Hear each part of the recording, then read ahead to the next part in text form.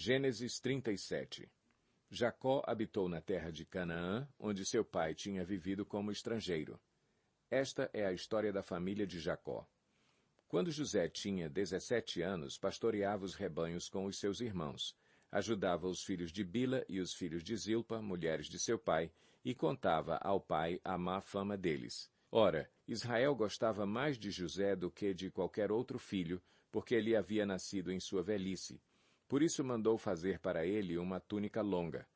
Quando os seus irmãos viram que o pai gostava mais dele do que de qualquer outro filho, odiaram-no e não conseguiam falar com ele amigavelmente.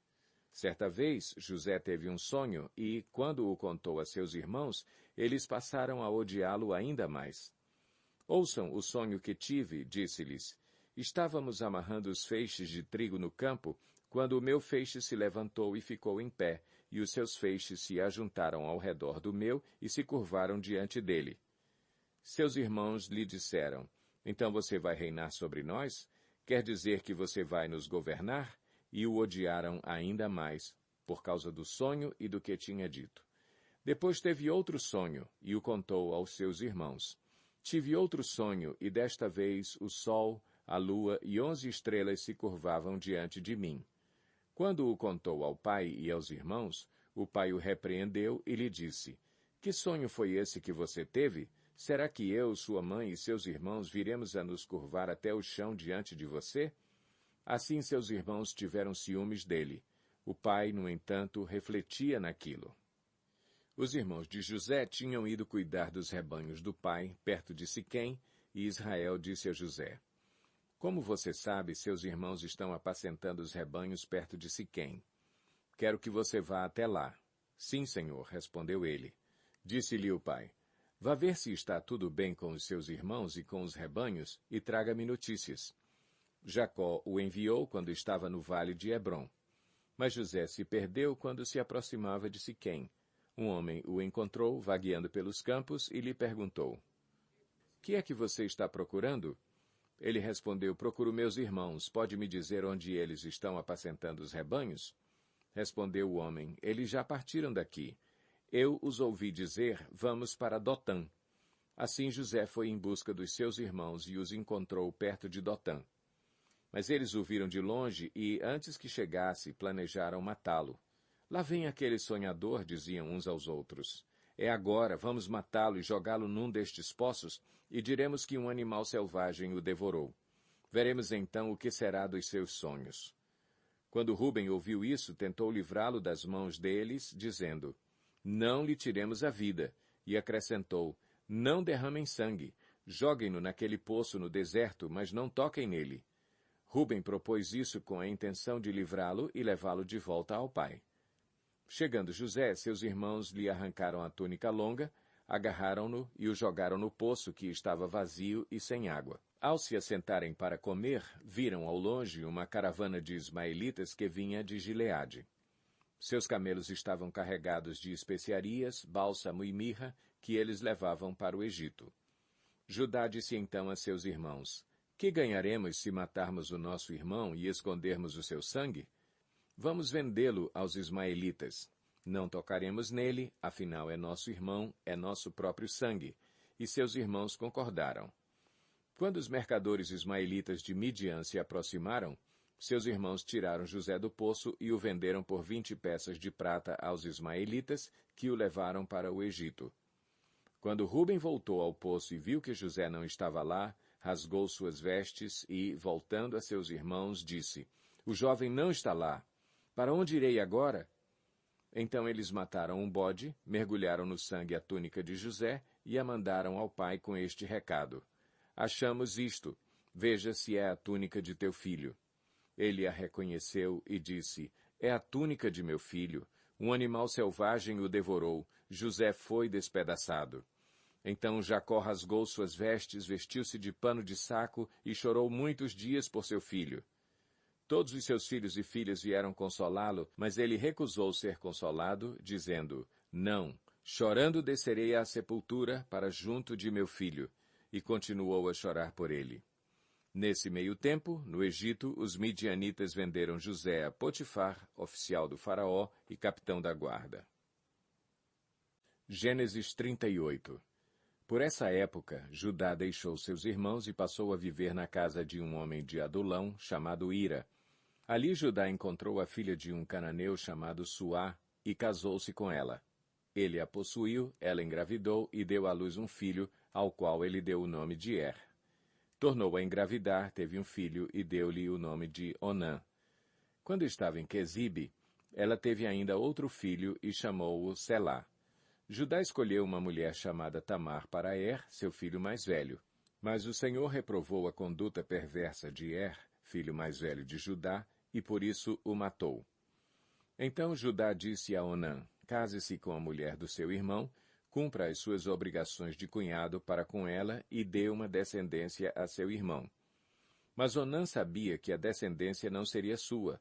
Assim, toda vez que possuía a mulher do seu irmão, derramava o sêmen no chão para evitar que seu irmão tivesse descendência. O Senhor reprovou o que ele fazia e por isso o matou também. Disse então Judá à sua nora Tamar: more como viúva na casa de seu pai até que o meu filho Selá cresça, porque temia que ele viesse a morrer como os seus irmãos. Assim Tamar foi morar na casa do pai. Tempos depois morreu a mulher de Judá, filha de Suá. Passado o luto, Judá foi ver os tosqueadores do seu rebanho em Timna, com o seu amigo Ira, o adulamita.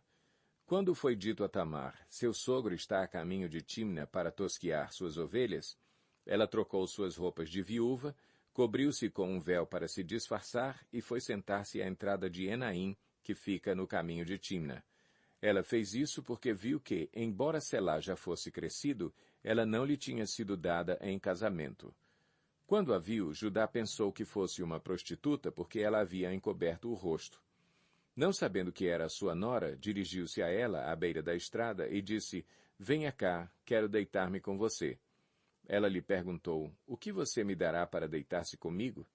Disse ele: eu lhe mandarei um cabritinho do meu rebanho. E ela perguntou: você me deixará alguma coisa como garantia até que o mande? Disse Judá: que garantia devo dar-lhe? Respondeu ela: o seu selo com o cordão e o cajado que você tem na mão. Ele os entregou e a possuiu, e Tamar engravidou dele. Ela se foi, tirou o véu e tornou a vestir as roupas de viúva. Judá mandou o cabritinho por meio de seu amigo adulamita, a fim de reaver da mulher sua garantia, mas ele não a encontrou e perguntou aos homens do lugar: onde está a prostituta cultual que costuma ficar à beira do caminho de Enaim? Eles responderam: aqui não há nenhuma prostituta cultual. Assim ele voltou a Judá e disse: não a encontrei. Além disso, os homens do lugar disseram que lá não há nenhuma prostituta cultual. Disse Judá: fique ela com o que lhe dei. Não quero que nos tornemos objeto de zombaria. Afinal de contas, mandei a ela este cabritinho, mas você não a encontrou. Cerca de 3 meses mais tarde, disseram a Judá: sua nora Tamar prostituiu-se e na sua prostituição ficou grávida. Disse Judá: tragam-na para fora e queimem-na viva. Quando ela estava sendo levada para fora, mandou o seguinte recado ao sogro: estou grávida do homem que é dono destas coisas. E acrescentou: veja se o Senhor reconhece a quem pertencem este selo, este cordão e este cajado. Judá os reconheceu e disse: ela é mais justa do que eu, pois eu devia tê-la entregue a meu filho Selá. E não voltou a ter relações com ela. Quando lhe chegou a época de dar à luz, havia gêmeos em seu ventre. Enquanto ela dava à luz, um deles pôs a mão para fora. Então a parteira pegou um fio vermelho e amarrou o pulso do menino, dizendo: este saiu primeiro. Mas quando ele recolheu a mão, seu irmão saiu e ela disse: então você conseguiu uma brecha para sair, e deu-lhe o nome de Perez. Depois saiu seu irmão que estava com o fio vermelho no pulso, e foi-lhe dado o nome de Zerá. Gênesis 39. José havia sido levado para o Egito, onde o egípcio Potifar, oficial do faraó e capitão da guarda, comprou-o dos ismaelitas que o tinham levado para lá. O Senhor estava com José, de modo que este prosperou e passou a morar na casa do seu senhor egípcio. Quando este percebeu que o Senhor estava com ele e que o fazia prosperar em tudo o que realizava, agradou-se de José e tornou-o administrador de seus bens.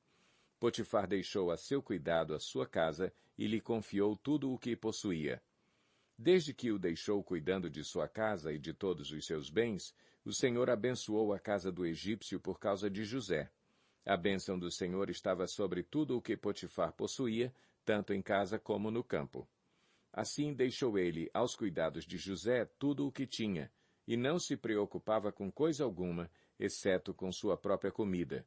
José era atraente e de boa aparência, e, depois de certo tempo, a mulher do seu senhor começou a cobiçá-lo e o convidou. Venha, deite-se comigo.